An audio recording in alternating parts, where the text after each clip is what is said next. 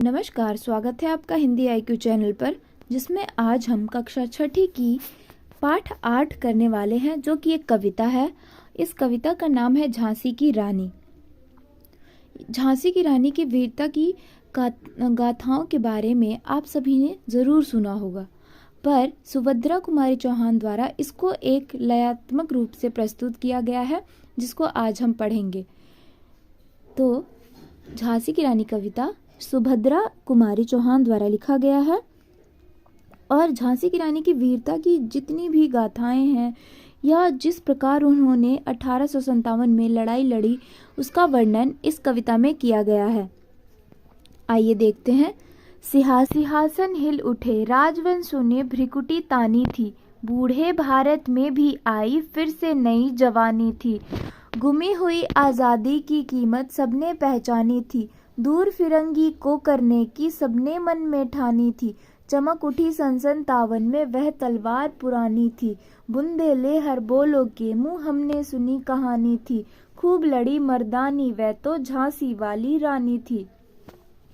इन पंक्तियों में कहा गया है कि जब हमारा देश अंग्रेजों का गुलाम था, उसका वर्णन है कि किस तरह जितने भी सिंहासन थे वो हिल उठे थे, यानी उन सभी सिंहासनों को खतरा हो चुका था अंग्रेजों से। वे फूट डालो राज करो पर विश्वास करते थे। दो राजाओं को आपस में लड़वाकर और स्वयं वहाँ का राजपाट संभालने लग जाते थे। राजाओं को सिर्फ एक दूसरे के साथ लोहा लेने को छोड़ दिया जाता था और बाकी सारा राजपाट अंग्रेज देखने लग जाते थे, और ऐसे ही धीरे धीरे करके उन्होंने पूरे भारत पर कब्जा कर लिया था। और ये आज़ादी का जो समय है और आज़ादी की कीमत इतने सालों से, यानी 200 वर्षों तक लगभग जब हमने गुलामी झेली, उसके बाद सभी ने आज़ादी की कीमत को पहचान लिया था और सब अंग्रेजों से छुटकारा पाना चाहते थे। उसी का वर्णन इसमें किया गया है। आगे देखते हैं। कानपुर के नाना की मुँह बोली बहन छबीली थी, लक्ष्मीबाई नाम पिता की वह संतान अकेली थी। नाना के संग पढ़ती थी वह, नाना के संग खेली थी, बरछी ढाल कृपाल कटारी उसकी यही सहेली थी। वीर शिवाजी की गाथाएं उसको याद जुबानी थी, बुंदेले हर बोलो के मुँह हमने सुनी कहानी थी। खूब लड़ी मर्दानी वह तो झांसी वाली रानी थी। अब वह कानपुर में रहने वाली थी और कानपुर के जो नाना थे उनको वह झांसी की रानी को छबीली के नाम से बुलाते थे, और रानी लक्ष्मीबाई जो थी वह अपने पिता की अकेली संतान थी। और क्योंकि नाना के संग ही वो पढ़ती रहती थी, तो इसलिए वहीं पे उनका पढ़ना, लालन पालन पोषण और शिक्षा सब उनका वहीं हुआ। और शिवाजी की गाथाएं उनको बहुत अच्छे से याद थी। ढाल कृपाल कटारी से खेलना उन्हें पसंद था।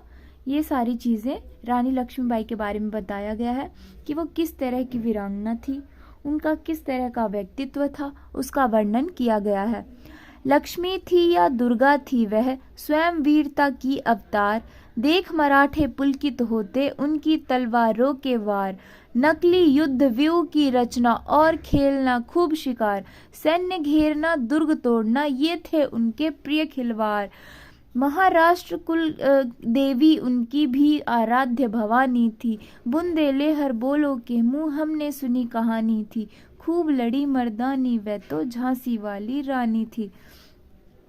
इन पंक्तियों में बताया गया है कि रानी लक्ष्मीबाई जो थी, उनका नाम तो लक्ष्मी था, पर क्या वो लक्ष्मी थी या वो दुर्गा थी, या वह स्वयं किसी देवी की अवतार थी या दुर्गा की अवतार थी।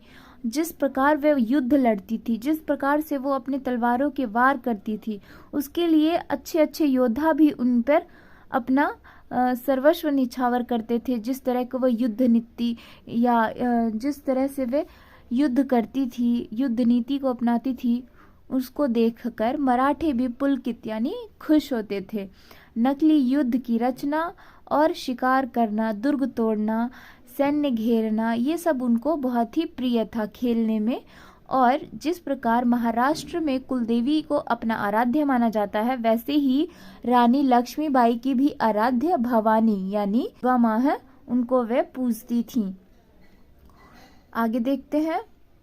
हुई वीरता की वैभव के साथ सगाई झांसी में, ब्याह हुआ रानी बन आई लक्ष्मीबाई झांसी में। राजमहल में बजी बधाई, खुशियां छाई झांसी में।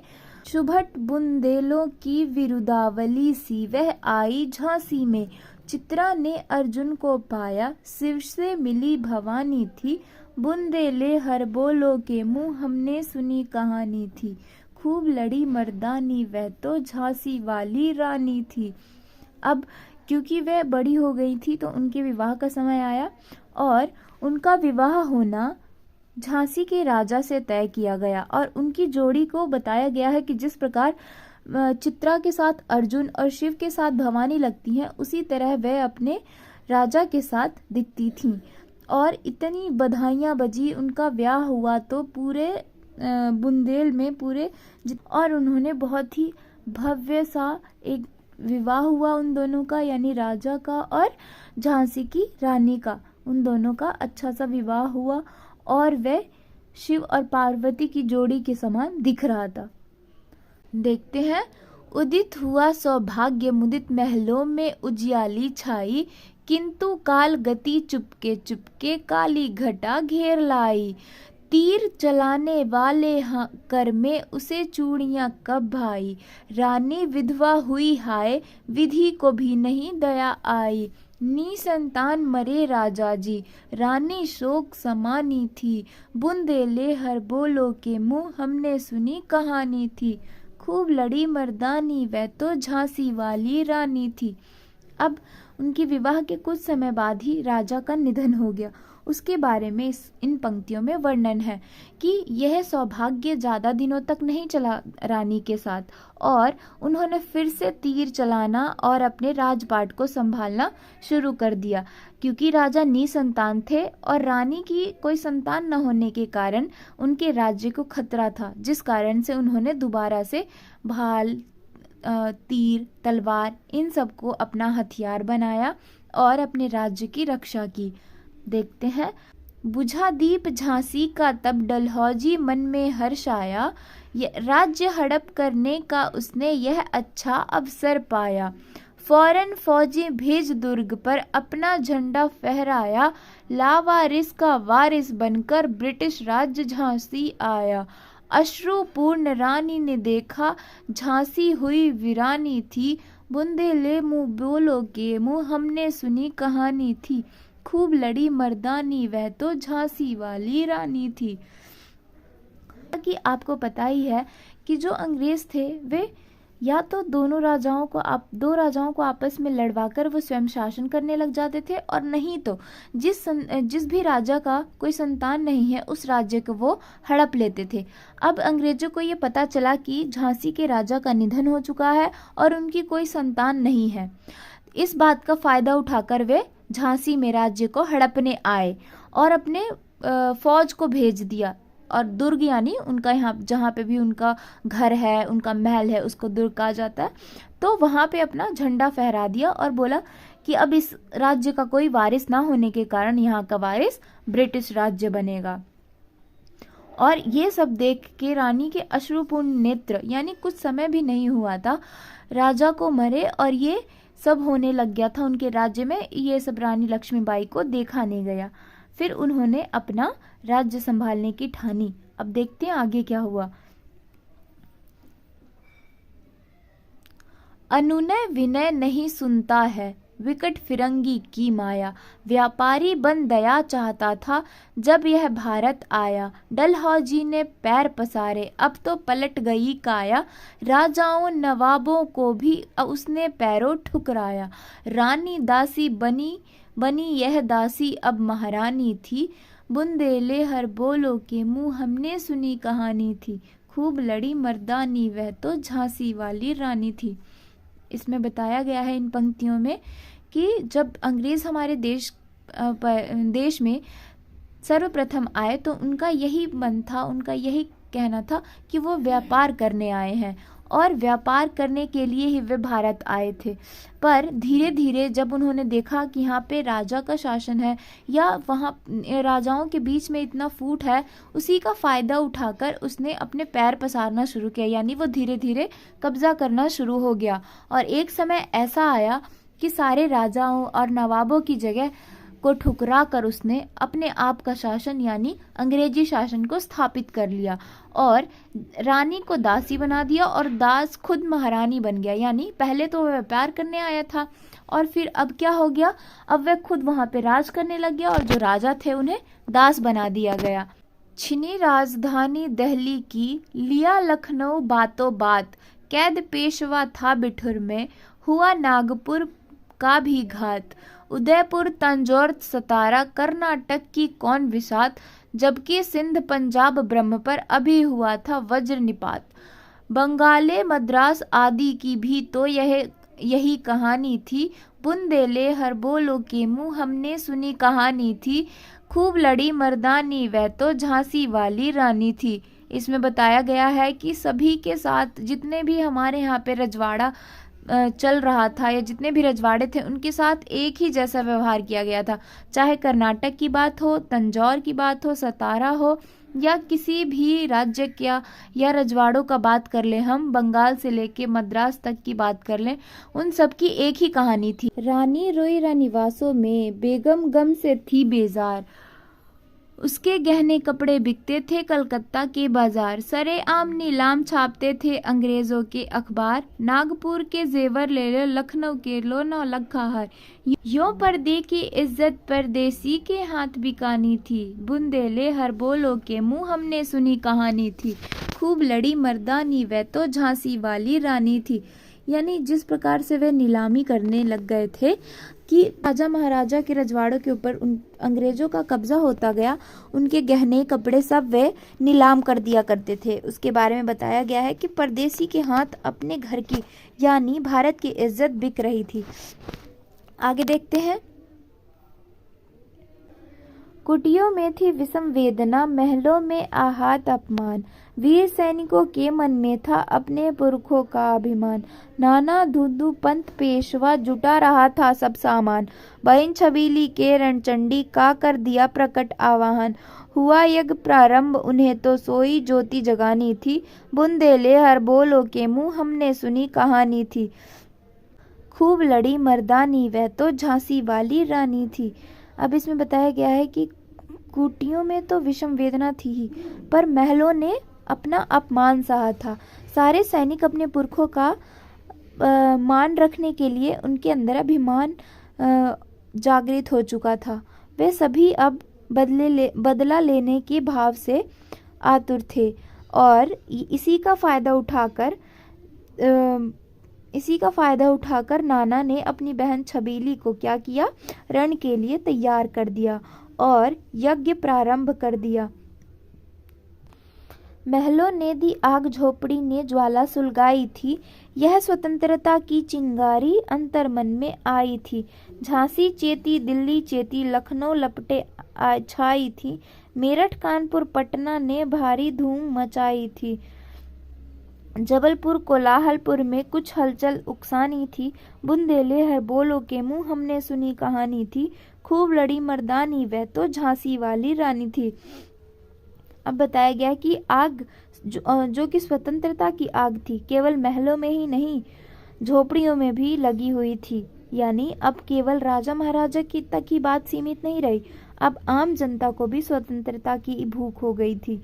उसके बारे में बताया गया है। झांसी चेती, दिल्ली चेती, लखनऊ लपटे छाई थी, और ये ऐसी आग थी कि झांसी जल रही थी, दिल्ली जल रही थी और इसकी लपटें लखनऊ तक, मेरठ, पटना सब में अपनी लपटें फैला रही थी। स्वतंत्रता की आग की लपटें सारे पूरे देश में फैल चुकी थी। आगे देखते हैं। इस स्वतंत्रता महायज्ञ में कई वीर वर आए काम, नाना धुंधु पंत तातिया चतुर अजीमुल्ला सरनाम, अहमद शाह मौलवी ठाकुर, कुंवर सिंह सैनिक अभिराम, भारत के इतिहास गगन में अमर रहेंगे जिनके नाम, लेकिन आज जुर्म कहलाती उनकी जो कुर्बानी थी, बुंदेले हर बोलो के मुँह हमने सुनी कहानी थी, खूब लड़ी मर्दानी वह तो झांसी वाली रानी थी। अब जिस प्रकार हम महायज्ञ के साथ हमारे यहाँ यज्ञ का प्रचलन है, उसी प्रकार जब स्वतंत्रता के लिए भी लोगों ने अपना कदम बढ़ाया तो यज्ञ, महायज्ञ के नाम से इसको नाम दिया गया, कि जाना गया कि एक महायज्ञ है जिसको हमें पार करना है। ठीक है, इसमें कौन कौन से लोग शामिल हुए थे? कुंवर सिंह, तात्या टोपे, सरनाम, अहमद शाह, ये सब हमारे कौन लोग हैं? ऐसे लोग हैं जिन्होंने भारत के इतिहास में अपना एक अलग से स्थान बनाया और अपने भारत के इतिहास के गगन में अपना नाम अंकित कर लिया। स्वतंत्रता के साथ हम जी पा रहे हैं, उसको पाने के लिए कई लोगों ने अपना बलिदान दिया है। उनकी कुर्बानी, जिनके हम आज सलाम करते हैं, जिनको हम आज पूजते हैं, उन्हीं के कर्मों को उस समय जुर्म माना जाता था। क्यों? क्योंकि अंग्रेजी शासन था हमारे देश में और अंग्रेजी शासन के विरुद्ध कोई भी जाता था तो वह जुर्म मानते थे। या किसी भी शासन के प्रति हम ऐसा ही व्यवहार देखते हैं कि जब भी शासक के कोई विरोध होने लग जाता है या किसी भी तरह का कोई अन्याय करने लग जाता है, उसके विरोध में जो भी खड़े होते हैं उनको जुर्म करना या उनको मुजरिम करार दे दिया जाता है। आगे देखते हैं। इनकी गाथा छोड़ चले हम झांसी के मैदानों में, जहां खड़ी है लक्ष्मीबाई मर्द बनी मर्दानों में। लेफ्टिनेंट वॉकर आ पहुंचा, आगे बढ़ा जवानों में, रानी ने तलवार खींच ली, हुआ द्वंद्व आसमानों में। जख्मी होकर वॉकर भागा, उसे अजब हैरानी थी, बुंदेले हर ब्योलो के मुँह हमने सुनी कहानी थी, खूब लड़ी मर्दानी वह तो झांसी वाली रानी थी। अब इतने सारे हमारे स्वतंत्रता सेनानी हैं जिनके इस कविता के अंदर सबके बारे में बात कर पाना असंभव है। इसी को यहीं पे छोड़ते हुए हम आगे बढ़ते हैं और हम झांसी की रानी लक्ष्मीबाई के बारे में पढ़ते हैं।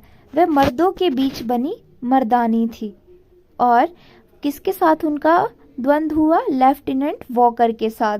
और इस तरह से उन्होंने अपना युद्ध प्रदर्शन दिया कि जख्मी होकर वॉकर भाग गया और वह हैरानी से देख रहा था कि इस प्रकार का युद्ध किसी मर्दों ने भी नहीं किया जिस तरह से एक मर्दानी ने किया है, यानी हमारी लक्ष्मीबाई ने किया है। आगे देखते हैं। रानी बढ़ी कालपी आई और 100 मील निरंतर पार, घोड़ा थक कर गिरा भूमि पर, गया स्वर्ग तत्काल सिधार। यमुना तट पर अंग्रेजों ने फिर खाई रानी से हार, विजयी रानी आगे चल दी, किया ग्वालियर पर अधिकार। अंग्रेजों के मित्र सिंधिया ने छोड़ी राजधानी थी, बुंदेले हर बोलो के मुँह हमने सुनी कहानी थी, खूब लड़ी मर्दानी वह तो झांसी वाली रानी थी। अब इन पंक्तियों में बताया गया है कि रानी के जो शौर्य था, जो उनका बल था, उसका वर्णन किया गया है कि किस प्रकार उन्होंने अंग्रेजों को भगाया और अपने राज्य को और अधिक विस्तृत किया, ग्वालियर तक पहुंच गई और सिंधिया को राजधानी छोड़नी पड़ी उनके जो अंग्रेज थे उनके मित्र होने के कारण। आगे देखते हैं। विजय मिली पर अंग्रेजों की फिर सेना घिर आई थी, अब के जनरल स्मिथ सम्मुख था, उसने मुंह की खाई थी। काना और मद्रा सखियां रानी के संग आई थी, युद्ध के क्षेत्र में उन दोनों ने भारी मार मचाई थी। पार पीछे हुर्जो आ गया, हाय घिरी अब रानी थी, बुंदेले हर बोलो के मुँह हमने सुनी कहानी थी, खूब लड़ी मर्दानी वह तो झांसी वाली रानी थी। अब विजय तो प्राप्त हो ही रहा था रानी को, पर उसके साथ साथ वो अंग्रेजों के साथ घिरती भी जा रही थी, क्योंकि वह जितनी शक्तिशाली हो रही थी अंग्रेजों को उतने ही असहनीय बात ये प्रतीत हो रही थी। और उनकी 2 सखियों का भी इसमें वर्णन किया गया है, मंद्रा और काना, जो कि वे भी बहुत बड़ी एक वीरांगना थी। और वे सब एक साथ युद्ध रानी के साथ मिलकर अंग्रेजों से युद्ध कर रही थी। और एक समय ऐसा आया कि हुरौज से घिर चुकी थी रानी। उसके आगे क्या हुआ देखते हैं। रानी मार काट कर चलती बनी सैन्य के पार, किंतु सामने नाला आया था यह संकट विषम अपार। घोड़ा अड़ा नया घोड़ा था, इतने में आ गए सवार। रानी एक शत्रु बतेरे होने लगे वार पर वार। घायल होकर गिरी शेरनी, उसे वीर गति पानी थी। बुंदेले हर बोलो के मुँह, हमने सुनी कहानी थी। खूब लड़ी मर्दानी, वह तो झांसी वाली रानी थी। अब रानी कैसी क्या कर रही थी, इतना उसने भीषण युद्ध किया कि मार काट करती हुई वह आगे बढ़ती गई। पर एक बड़ा सा नाला आया जिसको उनका घोड़ा पार करने से मना कर गया, और इसी कारण से शत्रु के बीच रानी घिर गई। फिर क्या हुआ, उन्होंने फिर युद्ध किया वहीं पे नाले के पास ही, और घायल होकर जमीन पर गिर पड़ी। रानी गई सिधार, चिता अब उसकी दिव्य सवारी थी। मिला तेज से तेज, तेज की वह सच्ची अधिकारी थी। अभी उम्र कुल 23 की थी, मनुज नहीं अवतारी थी। हमको जीवित करने आई, बन स्वतंत्रता नारी थी। दिखा गई पथ सिखा गई हमको, जो सीख सिखानी थी। बुंदेले हर बोलो के मुँह, हमने सुनी कहानी थी। खूब लड़ी मर्दानी, वह तो झांसी वाली रानी थी। इतने भीषण युद्ध के बाद रानी स्वर्ग को सिधार चुकी थी और चिता ही उनकी दिव्य सवारी मानी गई। एकदम उनके तेज केवल कर्म से ही नहीं, उनके सारे पूरे दशों दिशाओं से उनके तेज को देखा जा सकता है। वह सिर्फ और सिर्फ 23 साल की थी जब वह लड़ते लड़ते अंग्रेजों से लड़ाई करते हुए उनका निधन हो गया। और हम लोगों को इस छोटी सी उम्र में उन्होंने इतनी सारी सीख सिखा दी और फिर स्वर्ग को सिधार गई। आगे देखते हैं। जाओ रानी याद रखेंगे हम कृतज्ञ भारतवासी, यह तेरा बलिदान जावेगा स्वतंत्रता अविनाशी। होवे चुप इतिहास, लगे सच्चाई को चाहे फांसी। दो मदमाती विजय मिटा दे, गोलों में चाहे झांसी। तेरा स्मारक तू ही होगी, तू खुद अमिट निशानी थी। बुंदेले हर बोलो के मुँह, हमने सुनी कहानी थी। खूब लड़ी मर्दानी, वह तो झांसी वाली रानी थी। अब ये इन रानी को हम अपना श्रद्धांजलि, अपने सारे भाव को अर्पित करते हुए कहते हैं कि जा रानी, हम तुम्हारे इतने कृतज्ञ हैं जिनको हम भारतवासी कभी उसका कर्ज नहीं उतार सकते, ना हम उसके बलिदान को आभार हम प्रकट कर पाएंगे। इसलिए इतिहास की जितने भी पन्ने हैं उनमें आपका वर्णन करना बिल्कुल उचित रहेगा। और इस विजय छटा की छवि जब भी हम सुनेंगे, हमारे मन में स्वतंत्रता के प्रति सम्मान आएगा और आपके बलिदान को हम हमेशा भारतवासी याद रखेंगे। और आपके स्मारक को किसी भी चीज़ की ज़रूरत नहीं, किसी भी ऐसी चीज़ या मिथ्या की जरूरत नहीं है, क्योंकि आप स्वयं इतनी बड़ी अमिट निशानी हो। और यह कहानी हमने बुंदेलों के हर बोलो के मुँह से सुनी है, जो कि झांसी की रानी की कहानी है। झांसी की रानी एक ऐसी वीरांगना थी जिन्होंने स्वतंत्रता में अपना बहुत बड़ा योगदान दिया, और यही कारण है कि उन्हें मर्दानी के नाम से भी जाना जाता रहा है। यह कविता सुभद्रा कुमारी चौहान द्वारा लिखा गया है। आशा करती हूँ कि आपको कविता समझ आई होगी, एक एक शब्द समझ आया होगा। अगर कोई भी शब्द ऐसा है जो आपको नहीं समझ आया है, आप मुझे कमेंट करके बता सकते हैं। आपका बहुत बहुत धन्यवाद।